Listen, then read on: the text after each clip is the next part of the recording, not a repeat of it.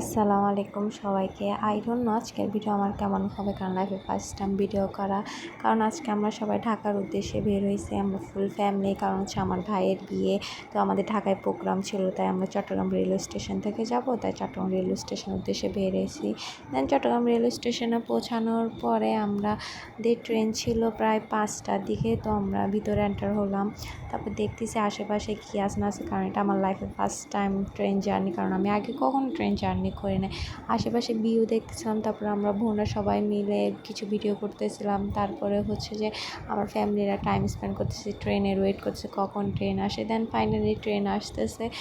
Train আসার প্রায় আমরা আধা ঘন্টা 1 ঘন্টা আগে গেছিলাম। তারপর ট্রেনের আমাদের সিট ছিল প্রায় লাস্ট বগিতে, তো আমাদের ওইখানে যাইতে প্রায় 10 মিনিটের মতো লাগছে, কারণ অনেক দূরে ছিল। তারপরে সবাই যে যার সিটে বসে গেছিলো, আমরা দুষ্টামি করতেছিলাম।